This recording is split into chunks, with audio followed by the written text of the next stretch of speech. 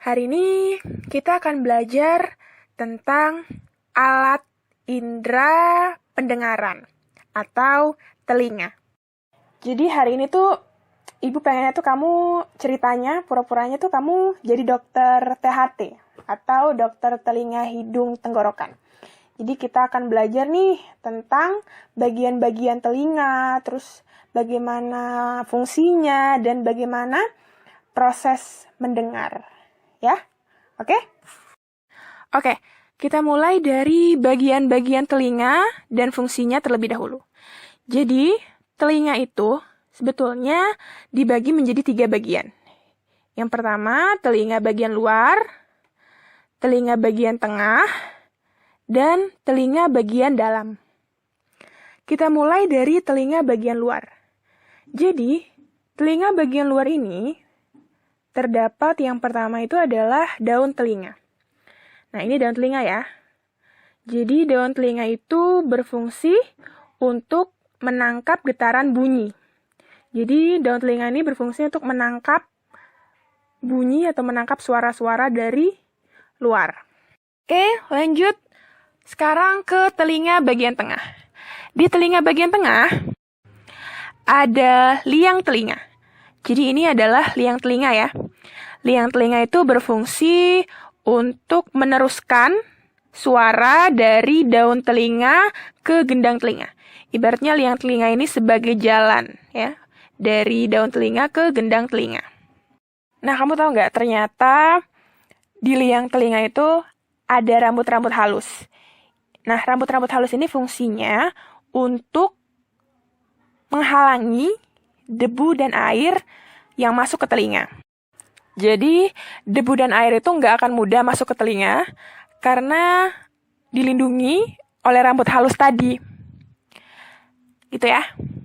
Selanjutnya, masih telinga bagian tengah, ada gendang telinga. Kenapa sih namanya gendang telinga? Soalnya bentuknya itu kayak gendang gitu ya. Nah, apa sih Bu fungsinya? Jadi fungsinya itu dia menerima getaran bunyi atau menerima suara dari daun telinga, liang telinga, dan kemudian suara tersebut diteruskan ke tulang-tulang pendengaran. Nah, selanjutnya ada tulang-tulang pendengaran. Tulang-tulang pendengaran ini fungsinya untuk meneruskan getaran bunyi ke koklea. Oke, sekarang telinga bagian dalam. Nah, di telinga bagian dalam ini yang pertama ada koklea. Koklea ini nama lainnya adalah rumah siput. Jadi, koklea atau rumah siput ini berfungsi untuk menerima getaran bunyi, lalu meneruskannya ke saraf pendengaran. Nah, kamu tambahkan lagi, di sini ada saraf pendengaran. Nah, saraf pendengaran ini berfungsi untuk meneruskan bunyi ke otak. Gitu ya. Nah, jadi itu adalah bagian-bagian dan fungsi dari telinga. Nah, sekarang kita akan menyaksikan dan melihat bagaimana proses mendengar. Nah, kamu bisa lihat di situ ada lingkaran berwarna biru. Nah, lingkaran berwarna biru itu merupakan gelombang bunyi atau gelombang suara. Jadi, yang pertama, gelombang bunyi ditangkap oleh daun telinga. Setelah itu, gelombang bunyi tersebut merambat atau masuk ke liang telinga. Nah, setelah itu, bunyi menggetarkan gendang telinga.